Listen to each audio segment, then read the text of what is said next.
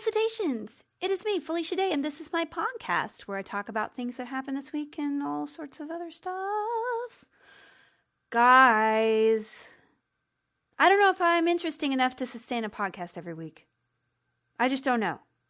But I'm the kind of person who, if I invite somebody to a party, I immediately go, you don't have to come if you don't want to. Because I assume that nobody wants to show up, and I fear it as well. I'll buy too much food in fear that I won't have enough food if people arrive. But then I'll have so much food that I'll feel just really, really upset because then I'll think, oh, nobody's going to come and eat all this food. That had nothing to do with anything. Hey, how was you guys' week? My week was okay, except, so I told you guys I'm working on a lot of projects. I have a couple of writing projects I really need to focus on after Comic-Con, which I'll talk about in a minute. But I have writing projects, and I was sending a document back and forth to a person I'm working with. And I noticed that in the change log of my Word program, I had somehow, when I bought the program, registered the program to a company called D's Nuts with a Z. D's Nuts. D's Nuts. So whenever it was a comment, I literally didn't even notice it when I sent them off. And the person never said anything about it, which it was a professional situation. So that's even worse. I wish they had just been like, hey, Nuts, Ms. Nuts, or hey, D's. I don't know about maybe the name of your company on Word. I don't know. I had done that several years ago with, I think, another program, and I named it Boobalicious. Was basically, I get angry. And also my own company name is really long. I don't know if I should say it on air because then somebody might be interested in it, but it's a really long name. And I did it only because I tried like 15 other names incorporating when I incorporated, and none of them were available. So this long, crazy word that I have to write on checks every time I cash any of my checks. So it actually was really funny at the time and is funny when I talk to an insurance agent. But then when I have to handwrite like 30, it's a long word. I actually had a company called Mr. Chicken Stuff Jr. Esquire and Friends production company, but we shut that one down. That was a guild reference. Anyway, so that was kind of my week, my big mortification this week. And I have, I'm going to try not, listen guys, you're getting baby stuff no matter what. If you tune in here, you're going to get baby stuff. Oh, tangent, thank you for the 347 people who have reviewed this podcast on iTunes. I really appreciate it, you guys. If you could keep spreading word, and if something really is funny, do it. Because I'm only doing this for fun. It's kind of hard because now I have one night a week I stream. One night a week I do podcasts. And the other nights, and one other night I'm doing Spanish. I'm doing Spanish classes, which I am enjoying so much, you guys. Habla español un poco español. I have been doing Duolingo, and I've done it, guys, I've done it 10 days in a row. Duolingo is really impressed with me. They've upgraded the interface of Duolingo. I don't know. I was pumping my boobs. Hello. For the first 8 months of my baby's life. I would pump every single night for 30 minutes before I went to bed to have extra milk in case I had to go out of town and leave her, which I never ended up doing until next week, which we'll talk about. But I would do Duolingo every night. So I learned a lot of words, and then I fell off the wagon because I was like, thank God I don't need to pump anymore. She's old. She's so old. She's practically driving. 18 months. So I stopped, and then I just started up again because I started Spanish lessons for my self-improvement, and I forgot everything. But the interface is really good. You get achievements now, and they make you watch a lot of ads, but then the ads are kind of connect for games. So I'm spending 30 seconds playing a game I would probably play anyway. Not sponsored by, guys. No one's paying me to do any of this. But I am learning a lot more Spanish. And I'm patting myself on the back. Literally, can you hear me? Pat, pat, pat. Pat, pat, pat. I'm hollow. I'm really excited. I'm doing something for myself. And I am trying to do more things for myself, but I just can't. I don't have the time, and that kind of circles back to my anxiety about the podcast, because between working on things I can't talk about and then taking care of the baby and then doing the stream, I mean, I have so little time to live anything interesting to talk about with you. So it's kind of a recursive boring loop, which is why parents, I guess, are boring people. And I'm really upset about Assassin's Creed coming out because I'm not going to be able to play it properly. There's no way I can take like 5 hours a night for like 3 weeks to play the game properly. It's not going to happen. But it looks so good. Anyway, what else did I do this week? I hosted a women in show running panel at the YouTube space. I did that. And amazing women were on the panel. Amy Berg, who created my character in Eureka. Sarah Gamble, who was the showrunner of Supernatural when I started that show. I played Charlie, and she brought me on for that. In addition, she brought me on to Magicians.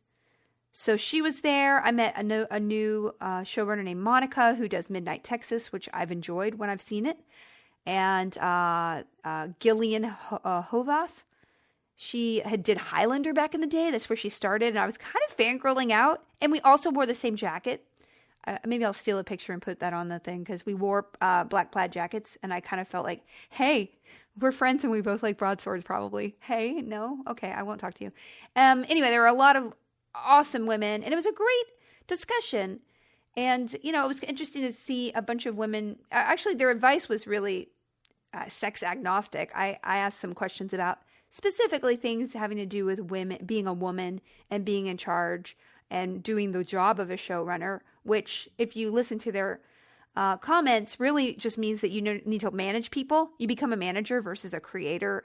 You're still a creator and you're protecting the creative seat of a show, but half the work that you never thought you'd get into is managing people and managing egos, managing the balance of abilities, talents, hiring the right people, firing the ones that you can't make work. So it was a really fascinating conversation, and it really made me want to get back into creating. It's been, oh my gosh, like 5 years now since the guild ended, and even more than 5. Oh my gosh, you guys. And it really, I've been trying to write. I wrote my book then, so that was 3 years ago. And the last couple of years has been just really, I've been writing, but I've been writing on things that people pay me to do, but nobody's seen them, like TV shows that never went anywhere. I did a pilot for a couple of very fancy people and never went anywhere. Wrote on staff on a show that got canceled at the last minute before we shot. So, it's I guess I'm in the Hollywood spiral of just working to try to get things made. And I pay my bills, but I just don't have anything on a screen. And that kind of hit home a lot. I think it was 2 weeks ago or last week. I don't know. VidCon happened.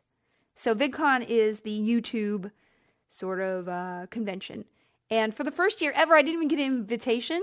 I could easily have gone if I had just emailed a couple people, but I don't really have much to do with digital content right now, which kind of breaks my heart a little bit. But then at the same time, I deliberately did that. I stepped away from that because I knew that having a baby, there's something that's got to give in your life when you're a parent. And I think there's this perception like, oh, I have to give everything up to be a parent, especially for women. And I mean, I think you do have to give up something. You can be 80% at something, but then you're doing the work of somebody at 100, somebody who doesn't have a kid. You're doing 120% because you're actually doing everything caring about another person besides yourself. And so I feel like even though you can't put quite as much time, your effort is more concentrated. That's how I feel, at least, that I'm working as a mom. So yeah, anyway, so I deliberately stepped back from digital content, and it made me really miss it doing the fundraiser a couple weeks ago. Everybody who came together behind the scenes were people who I had worked with in the past, and it was crazy crunch time. I was online constantly for like 2 weeks because when I got the idea to do the fundraiser, I did the t-shirt as well, and it just requires a lot of effort. I want to interact with people. I wanted to spend time clearing out my comments section, which I talked about last week, which thank goodness once the t-shirt was ended, I began to be like, oh God, I can step away from this cesspool, because it really broke my heart that people who were fans of my work were so callous toward children. But hey, I'm not going to go into it right now. But so it kind of made me miss, and yet at the same time I realized, oh, it's so all-consuming to do something online properly that there's no way I could be doing all the writing and acting and voiceover and the creative producing and all this other stuff that I do now for trying to do television more if I was still doing that. And that's why I kind of never created a TV show, which was everybody in Hollywood was like, hey, why isn't Felicia doing the television show? Well, I'm busy doing like 4 videos a day over here. So I think there's this kind of perception like, oh, people are going to cross quote unquote, not thinking that digital can be the end all be all. And I guess my heart was always into, doing digital, but also doing television. And I guess the great thing is about being a parent is I give up. I had to give it up a little bit. I don't have to give it up forever, but I do need to just concentrate on television for a while, or the bigger projects that I want to tell wherever they end up. I mean, I'll do them as a web series, a couple of them if I can't get them made television wise. But yeah, so I didn't go or have anything to do with VidCon this year, which, guys, I do miss digital. I love it. I love being, and that's why I do this podcast, because this is an easier way for me to talk to you guys and create community, be on the Discord channel all the time, talking to fans, and doing once a week streaming on Twitch. Like that, scratches my itch without the labor of, doing videos every week. But I do not miss VidCon at all. VidCon is, thank God for VidCon. I love it. I love that it's there for other people who are fans of 15-year-olds. But my God, the stampedes of children. I mean, it reminded me of like Children of the Corn. Like there's just so many children like, and the screaming. I've never heard more high-pitched screaming than when Dan and Phil and I were on the stage like 3 years ago for VidCon when my book was coming out. And they're awesome. And I love that, that digital is now, people have kind of like cut off that idea of like, oh, we're going to transition them. No, they're doing amazing. They're doing their thing. I don't know what they're doing in 15 years. I hope that they can still be doing the thing they love. I noticed that, it is a shorter shelf life in digital, kind of like gymnastics for those stars. But hey, if they're doing well enough, they can create a different career out of it. And I think that's awesome. But I do not regret not going to VidCon. I am really glad I'm going to Comic-Con, even though part of me was like, oh, maybe it'd be nice to just skip a year. A lot of my friends have been skipping. Will Wheaton, Seth Green, like a handful of good friends who were like staples of the Comic-Con scene, have not gone for the last couple years or have been erratic. And they're like, yeah, it's fine. But for this year, I'm really glad I'm going, because I'm going without the baby for the first time. And I'm really anxious about it. But at the same time, I'm kind of excited because I can basically stay out past 10 and maybe sleep in and just sleep. But then at the same time, I'm not going to have I don't know, guys. I'm having a little bit of anxiety attacks about it, which manifests itself in dreams about either being excluded from a party or the baby like getting her hand caught in something or something worse than that. So I'm dealing. If you guys are in San Diego, I'm going to be doing a bunch of activities though, all on site. I'm not doing any off-site activities this year. I'm actually so busy I couldn't fit anything in. On Thursday, I'm doing the Great Debates Sci-Fi panel, and I think Orlando Jones, John Barrowman, Aisha Tyler. Like, I think there's some really great people on that panel. I think Aisha is moderating, and that's really cool. And then that day, I'm also doing a MST3K DVD signing, and I'm doing a signing at Dark Horse Comics that night. For the MST3K comic, which is coming out. And I'm really excited about that because the art looks really cool. So I'm doing 3 things on Thursday, which is the first time I've done so much stuff on Thursday. Well, that's the lie. I've done a million stuff on Wednesday, Thursday, Friday, Saturday. And believe me, I've done it all, guys. I've been around. I know where every single stall toilet is in San Diego, so I can take a poop in private. I shouldn't have said that out loud. Anyway, so on Thursday, I'm doing that. Friday morning, we're doing the Dr. Horrible sing-along reunion panel. I'm so excited, you guys. It's in Hall H, which is an awesome way to celebrate an amazing thing that I think still is underappreciated in the grand scheme of digital content, but hopefully it will last the test of time, because that and the Guild are in a lot of textbooks that people are going to get graded for. And the cool thing is that Nathan and And Marissa and Jed and Joss and I are going to be there. Simon and Neil could not make it, which is a real bummer. But hey, they are working, which is nice. And that's going to be, and right after that, we're doing a signing at Dark Horse because they're going to be doing a comic. I'm not sure exactly what we're doing. So we're doing a signing there. Then I don't know if I'm supposed to announce what I'm about to say. So I will just say that I'm doing something that night at an event, and just look for my tweets. And then Saturday, I am hosting, moderating the Magicians panel. If you guys remember, I was in 3 episodes of that. So, okay, so I'm all over there. So Thursday, Friday, you can get me to sign something. I might be doing a signing at the Browncoats booth on Saturday sometime for like 30 minutes just for charity. So all of those, all the Dark Horse signings are wristband. I don't know. Just look on their websites. I don't want to talk about this anymore.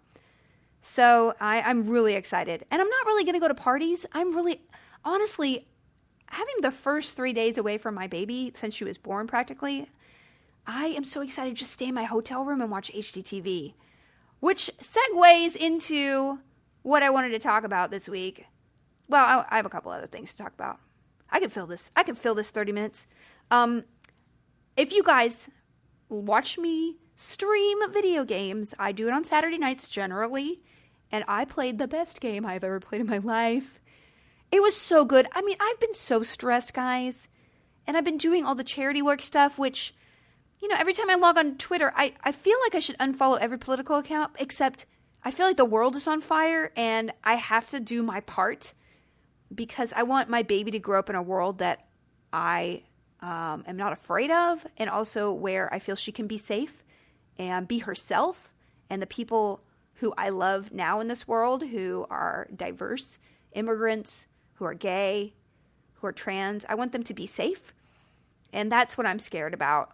Like, I'm fine with people existing and believing what they believe. But when, you know, I don't want to, let's just not go into it. Anyway, let's talk more about house flipping.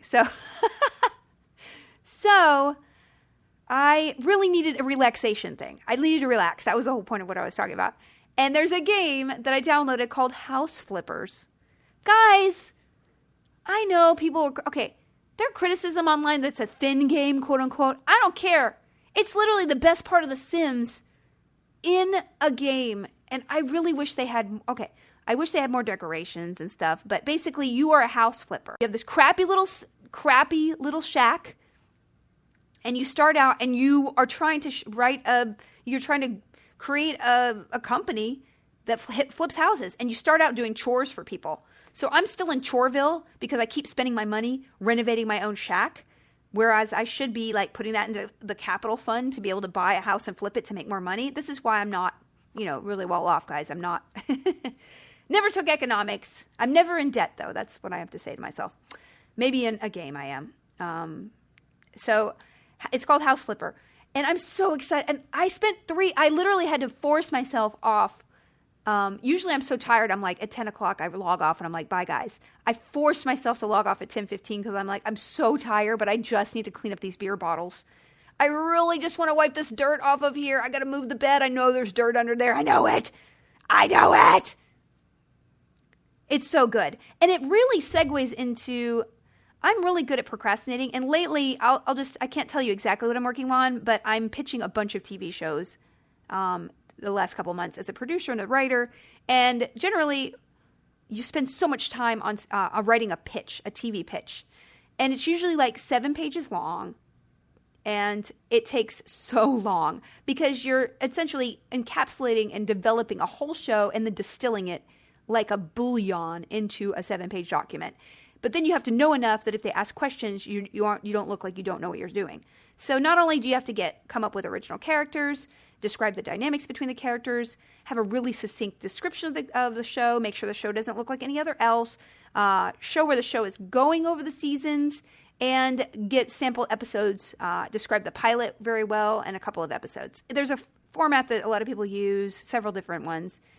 And it takes so long. So that's basically what I've been working on. And then sometimes you put like a visual deck with your pilot, which I generally do because I'd rather when people look at me while I'm talking, I get really shy and I get nervous, which is probably bad for an actress. But But I like to do and I also like a scrapbooking. So I like to make the slides that the fancy people watch instead of me talking or the writer talking. So I've been working on all that stuff.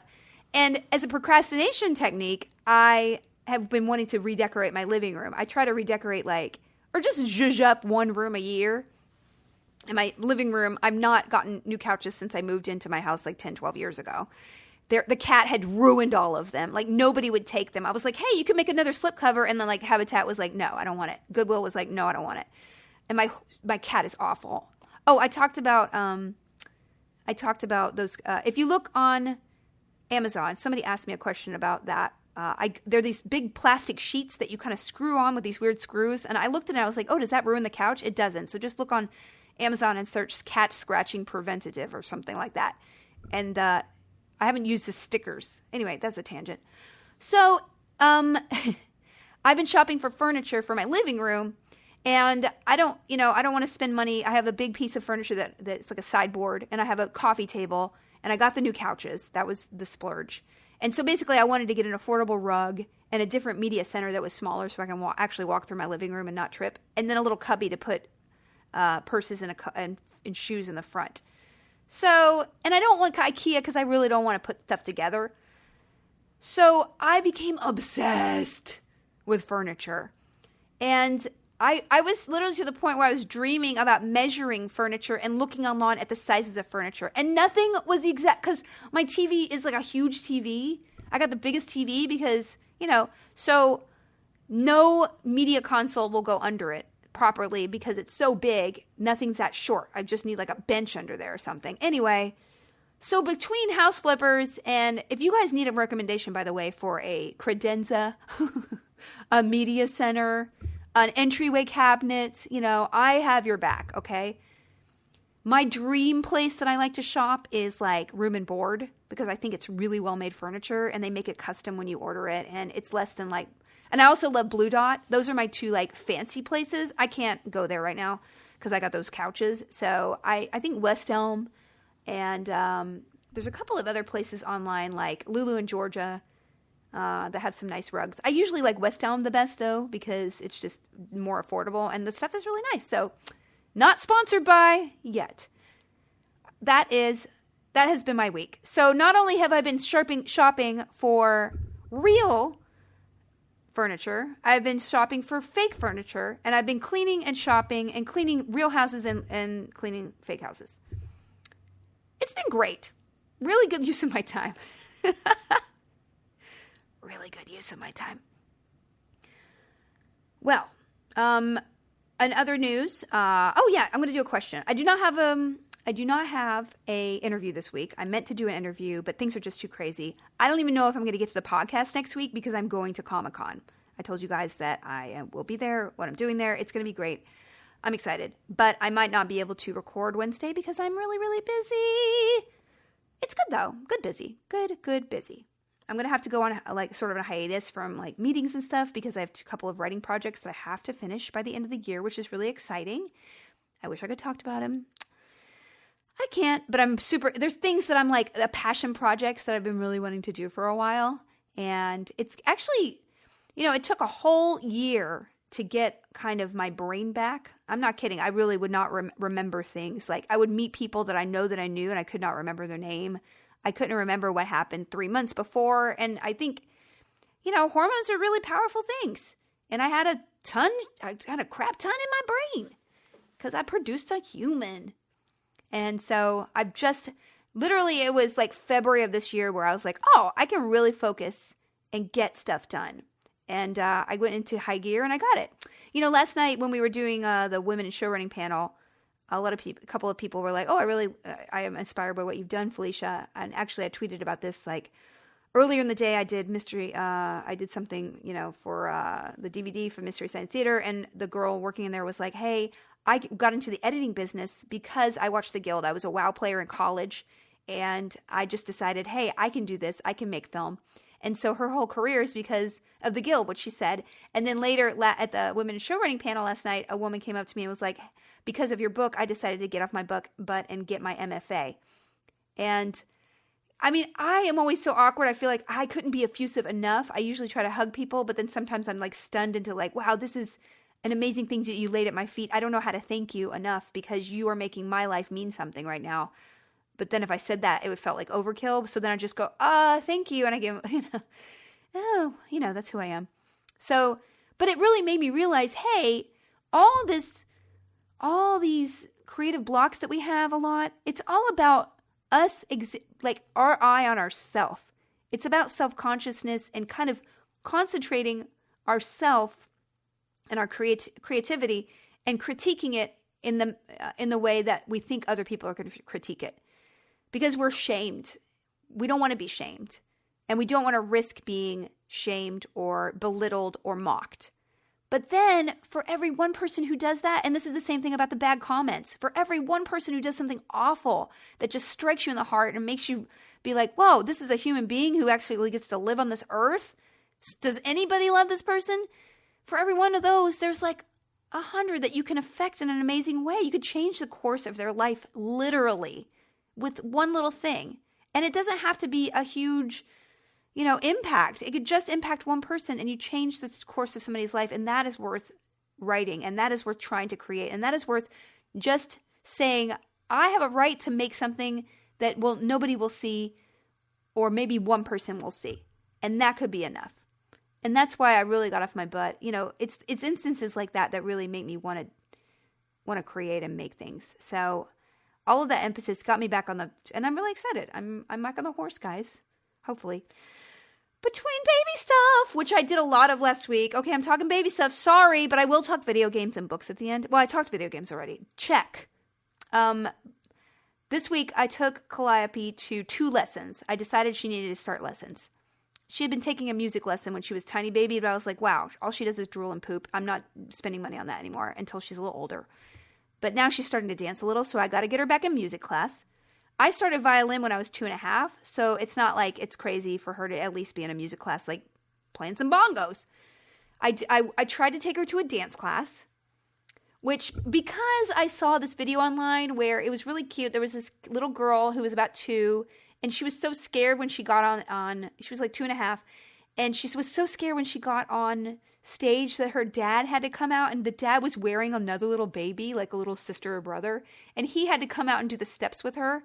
And it made me cry. It was so cute. And she was in a little tutu. And I was like, oh, let's get her into dance class. And no fault to this dance class. It was a nice dance class.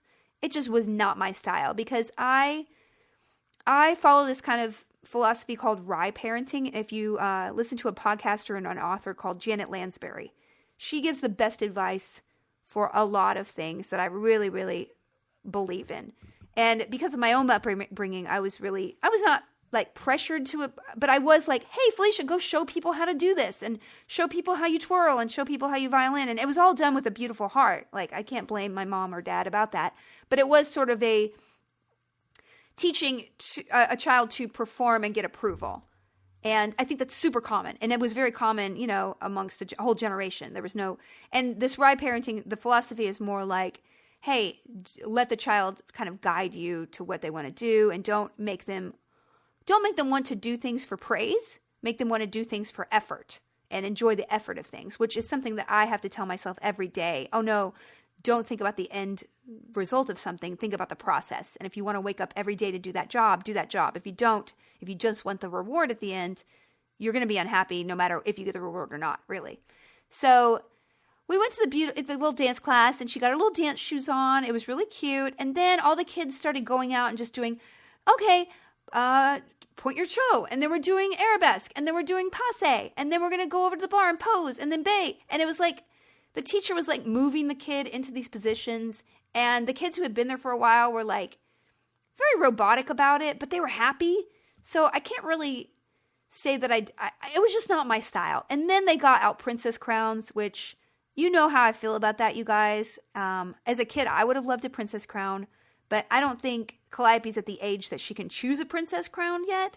So I'm like, I want to keep her neutral until she's like, Mama, I want a princess crown. I'd be like, you get every princess crown I can possibly afford. But I don't want to just impose sort of gender stereotypes and expectations on her when she doesn't know that she's adopting them for herself versus like, this is how you should be. So we went to the dance class, and then I accidentally stole the shoes. I was like, she got really scared too. She was like, I don't understand what we're doing. Everything's very loud. She's very like sensitive orally. So the loud music was very fast and not really the pace of what we usually do anyway. And then she got scared and we had to leave early. And I just like ran out. I was like, I'm sorry. This is not for you. I love you. And then I stole the shoes. I stole these cute little baby shoes. They were so cute. And I kind of wish I had kept them, but I was like, oh my God, I can't steal these baby shoes. So I went back and returned them. Anyway, so we did that. And then last week and tomorrow again, I got to go. And guys, I'm dreading it. Dreading swimming lessons. Because A, there's nothing enjoyable about getting in a pool or a bathing suit. There's nothing enjoyable. This is a warm, saltwater pool too, which I didn't realize I would have gone earlier. So I started swimming lessons with her, and she hated every second of it. I posted, I sent a picture around. I was like, look how much Calliope, this is her first swimming lesson, loving it. And she's just, her face is in a rictus scream. And there's another picture of me like wiping tears off her face. And the look on her face is like, why? Why are we here? And I felt so bad, but I'm like, you are not going to drown, okay? You're going to learn how to swim. And Mama loves you so much that she's going to get in a bathing suit that is too small for her, and she was too lazy to buy an appropriately sized bathing suit this week, so she's getting back in that one tomorrow to get in the water because you're learning how to swim. So I am dreading it, and I'm just like, wow, I did a lot of things this week that I'm like, wow, I'm really leveling up my parenting, and it is effort. It is effort. What is not an effort is to like think of things to like make her happy. But it is an effort to just be like, God, I have to do this. If she's into soccer, I'm just going to like, I'm going to hire somebody to be her soccer friend. I don't know. I can't. Guys, I will do anything for her that's not outdoors. And that is not, I'm not even making a joke. The idea of going outdoors, I'm going to Hawaii in a couple weeks. And I'm like, why? I really am thinking, why? I'm really hoping I'm close enough to the water that I can be inside looking at the water in the darkness. That would be my ideal. I don't need the idea of sand. I have panic attacks if I put my face underwater with a snorkel on. It's not going to be fun. And then I'm like, hey, get in the water. It's fine. I'm lying to her. It's the same thing I do when I try to give her yogurt. Num num yogurt. I'm like, inside I'm like, yogurt. I can't stand it. But then I'm like trying to convince her to love. I don't know. I'm a bad person. She won't know. She's a baby. All right. I'm going to do a question and then I'm going to wrap up with some books because I read a good one. I don't know if I talked about it or not, but I don't. If I did, I'm sorry. Let's see. My question this week is... Guys, and also, if you could just send me more questions, because I'm low on questions, hashtag Felicitations on Twitter, or just leave a comment under the SoundCloud. And iTunes, thanks for reviewing, but don't leave a question there, because I won't see it. The question is, am I doing anything at San Diego? Here, yes, Time Thief. Time Thief asked, I'm really loving the podcast so far. I would love to subscribe to the newsletter if you do it. Oh, yeah, I need to do that. 2 questions. Well, I already answered one, but one, when you're having a stressful day, how do you cope? I've loved any tips because work has been rough lately. Well, Time Thief, it is a very good question because boy, have I had some stressful days. I look back on some pictures of me during like beginning of Geek and Sundry times, and I'm like, you look like a heroin addict. Like you look haggard. And I could see the look in my eye that I'm just this frantic, and it was really hard, you guys, and every single minute was worth it. But anybody who has a startup, just like be like, you need some incense because it is so hard.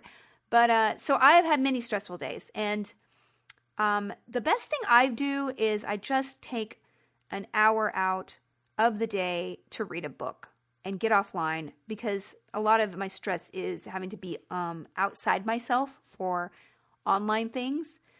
And it's not even a public thing. It's like I'm on Facebook. I'm not really in my body on Facebook. I'm like scrolling and I'm kind of like not even registering half of what goes by. I just scroll until something catches my attention. And then I'm like, oh, engage for a second and then scroll. Can I tell you the sum aggregate of what I saw on Facebook and or Instagram after a session of 10 minutes of looking at it? Absolutely not. I can tell you I favorited about 7 things, including things about food and cats. But I probably can't tell you that, hey, consuming those pictures of cats and cakes from England really changed my life, and I'm going to be creating something differently because of it. Absolutely not.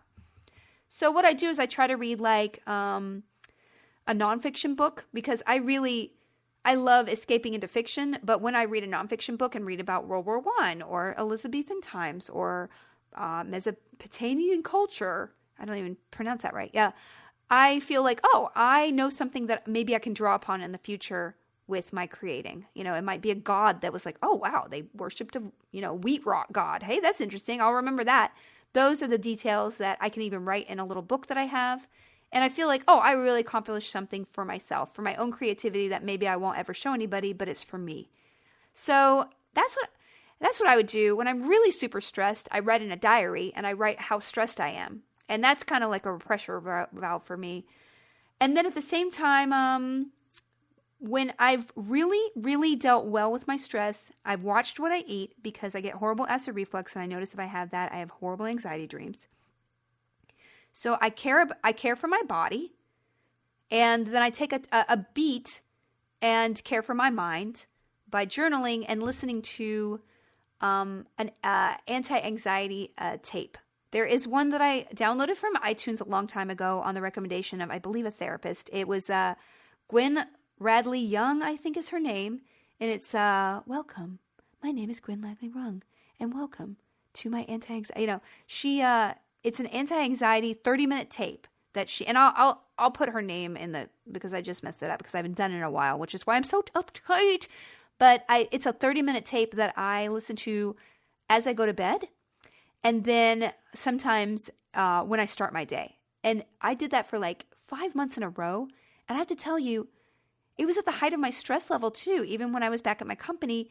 And I was able to cope with everything so well. And I've talked to other people who started meditating and doing mindfulness and exercises.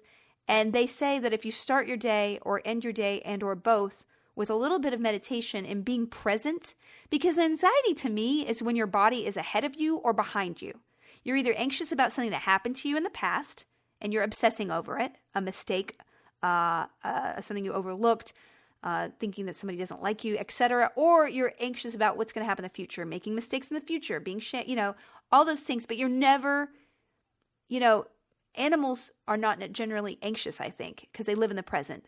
Babies are anxious because they're worried their mom might go away. But when they're in the present, fully engaged in something, and if you're fully engaged in something, you're not anxious. So that goes to tell you, oh, I just got to stop the ping pong from back and forth in time and just be right now. And, there's a lot of oovy-groovy terminology around mindfulness and meditation and all this stuff. It's just about being present and doing a technique that centers you like that. And so Gwen Radley Young, kind of her smooth tunes, it's kind of borderline ASMR kind of, I have to admit. If that's what gets, that's what gets you in the present and calms you down and makes it easy for you to not linger out of your body in time, then do it. So that is my recommendation, Time Thief. That's a really good question. Thank you. I could write a whole book on that. Maybe I should. I don't know. Let's wrap it up. So, like I said, next week I might not have a podcast, but I'm going to try, guys. I might live interestingly enough. Now, having talked for 30 minutes, I opened up with anxiety about you guys not having enough for you, and I just talked. See, I got to let it go because I just forgot about it. That was a really good observation that I should listen to my own advice and give it to myself when I feel anxious, which is daily. It's getting better, guys. So, last thing I want to talk about are some books that I read and I'm going to read. I read this book called Jade City by Fonda Lee. And I don't know if I mentioned it before. I had it on my Kindle. I started it. I dropped it. It is so good, you guys. It's so good. It is set in a sort of like a alt dimension Hong Kong. It's like the world building it's like magic. It's magic in a sort of Mob Hong Kong. It's like a Hong Kong movie meets magic, and it's so good. And it's about a family, and it's about jade being like basically in the world building, the jade, the stone, it causes people to be able to be magical in a sense. They're super strong or whatever. They can fight. And that basically creates this mafia sort of like atmosphere, and it follows this family and the ups and downs. It is so good, you guys. I cannot wait for the sequel. And so I would recommend it to anybody who likes, supernatural stuff, but really it's just a really good suspense noir. It's just everything wrapped up in awesome. So I love that book. I highly recommend it. Straight fantasy mostly. And the two things that I'm reading this week, I am finishing up Unkindness of Magicians by Kat Howard, which I actually just started it. It kind of feels like it's going to be like Dynasty for modern magic, and I'm kind of excited about that. It seems kind of like that trashy sort of like upper class. I don't know. I'm not deep into it, so it could be something different, but it seems, and the cover is really cool. And then guess what showed up on my Kindle? I love pre-ordering, guys. I love it because then I just open my Kindle and I'd see, oh, it's the new Naomi Novik book. Spinning Silver, guys. Oh my God. I love it. I'm so excited. Her other books, Uprooted was a book that we read last year, I think, or 2 years ago in my former book club, Vaginal Fantasy. And one of my favorite books. It's a beautiful fantasy novel. Naomi Novik, if you haven't read her books, her dragon books, His Majesty's Dragon, one of the best dragon. Oh, so good. So good. It is the best. It's just incredible story about a dragon and a guy, a soldier. Just the world building is phenomenal. And I don't know how she does it. It's kind of like N.K. Jemisin. It's just everything they touch is beautiful. Her and Naomi Novik, I think, are my favorite authors right now. So Spinning Silver is her interpretation of Rumpelstiltskin, and it just showed up on my Kindle, and I cannot wait to dig in. It's kind of like I just got Jacqueline Carey, Starless, a couple weeks ago, and I was raving about that, and it's like my favorite authors are releasing all the books at the same time. I love it. So that's what I'll be like slurping up this weekend if I have time. And that is it. No TV shows, really. I was not able to watch anything. I had to watch a couple of shows for research, for meetings that I had this week. So what little time I had for TV, I watched a couple Grand Designs. I love it. I love people just wigging out over renovations because I've done the same thing. And I'm like, oh God, they're over budget. So that's it's a fun show on Netflix that I've been watching. But other than that, I've got a backup like a mile long. Oh, and British Baking Show, of course. Mile long on my DVR. I'm going to be digging in after Comic-Con. So that's it. All right. If you guys could please send me some questions with the hashtag felicitations. And the more, fun general questions are really great that people haven't heard me talk about. That really, really is fun. And if you are not one of the 347 people who already reviewed me on iTunes, please do it. It really does. It really means a lot because those numbers add up over time, and it would be nice to be able to say, hey, lots of people like my podcast. So that's it. All right, you guys, beta podcast number 8. This is 8. Woohoo! That's a number. I'll see you next week. Maybe. Bye.